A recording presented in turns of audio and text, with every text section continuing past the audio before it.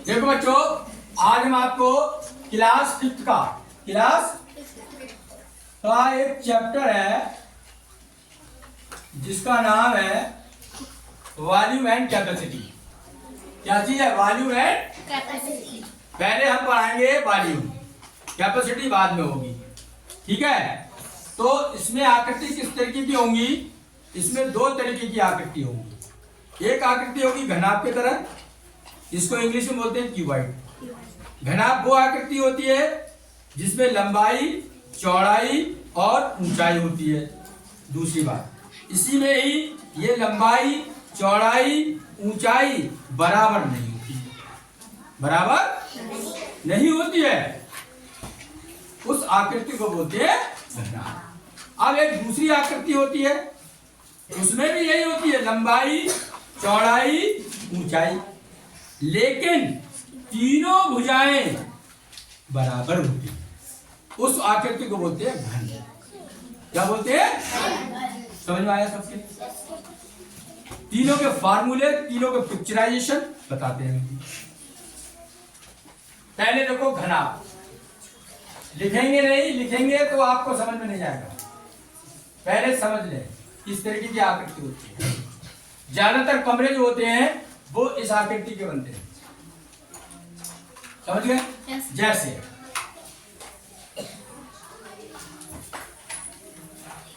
ये क्या चीज है? एक आयत है। जब दो आयतों को आपस में ऊपर नीचे रख देते हैं,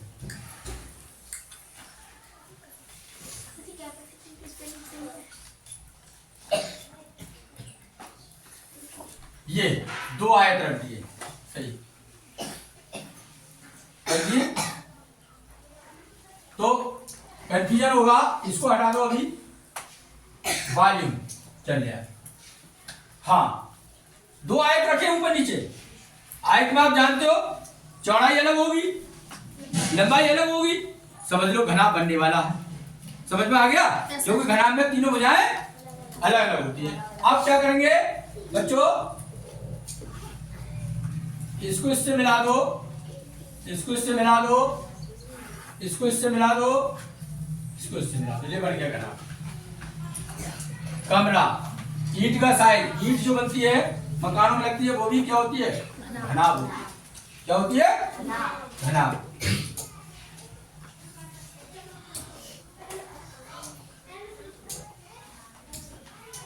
हाँ, अब मैं बता रहा हूं लंबाई कौन सी है इसमें, चौड़ाई कौन सी है और ऊंचाई कौन सी। लंबाई देखो बच्चों, ये वाली है, यहां से लेके थोड़ा डिम हो गया है,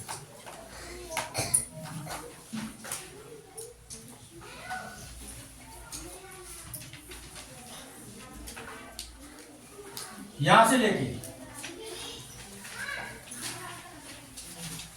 यहां तक की दूरी, कहां से लेके? ये वाली, यहां से लेके यहां तक की दूरी कहलाती है लंबाई, एल। इसके समझ में आई? अच्छा, यहां से लेके यहां तक की दूरी ये कहलाती है बच्चों H, height. H for height. यहां से लेके यहां तक की दूरी कहलाती है बी, ब्रेथ। नहीं आए समझ में? तीनों भुजाएं। तो देखो मैं लिख दे रहा हूं, अंग्रेजी में एल को बोलेंगे एल, बी और एच, तीनों की हिंदी लिख दे रहा हूं। ठीक है, जिससे कि आपको क्लियर हो जाए। देखो ध्यान दे, इसे हिंदी में बोलते हैं लंबाई। क्या बोलते हैं? बात क्लियर? शॉर्ट में ये लिखेंगे, बार बार नहीं लिखेंगे लंबाई। ठीक है, या इसको शॉर्ट में ये भी लिख सकते हो बच्चों, लंबाई और ऐसे बिंदी लगा दो। ठीक है, ये है बी, ब्रेथ। इसको बोलेंगे चौड़ाई।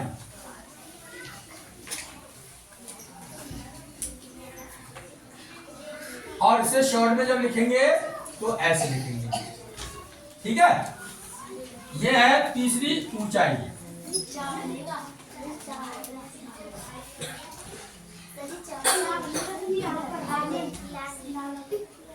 कहां पर? हाँ हाँ, वो लिख देंगे। ये ऊंचाई, और ऐसे करके शॉर्ट में लिखेंगे। और ये यहाँ पर थोड़ा मिस्टेक हो गई है, इसको क्या बनेगा, चौड़ाई। क्या बोलेंगे, चौड़ाई। ऐसे शॉर्ट में लिखेंगे। बोलो किसके समझ में आई? अंग्रेजी में लेंथ, ब्रेड्थ और हाइट बोलते हैं। बात समझो। शॉर्ट पहचान कैसे करोगे? ये घना भी है, पेपर में आ जाए तो पहचान ऐसे करना, लंबाई बराबर नहीं है, बराबर को काट दिया हमने, बराबर नहीं है चौड़ाई से। चौड़ाई बराबर नहीं है ऊंचाई। नहीं आई समझ में? आई सर। क्लियर? Yes sir. अगर ये 8 होगी तो ये 4 हो सकती है और ये 3 हो सकती है तीनों अलग। Yes sir. तो कभी भी 8 बराबर 4 नहीं हो सकता, 4 बराबर 2 नहीं हो सकता। क्या? हाँ 3 कर दो। लो यहाँ पर 3 ले लो, मैंने 2 ले लिया, कोई परेशानी नहीं है। 3 लो। बोलो किस किस के समझ में आएगा? क्लियर हो गया जी? Yes sir. अब इसी का वॉल्यूम क्या निकलवाता है? इंग्लिश में बोलते हैं वॉल्यूम। ये ऊपर लिखा है वॉल्यूम।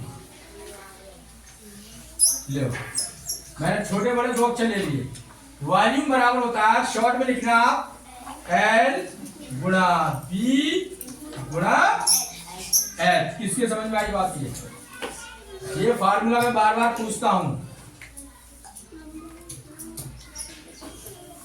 लो वॉल्यूम, वॉल्यूम बराबर L गुणा B गुणा H। हिंदी में हम क्या बोलेंगे? जो हिंदी में याद कर लो, आयतन बराबर, शॉर्ट में जो लिखी है हमने तीनों चीजें ऐसे, लंबाई गुणा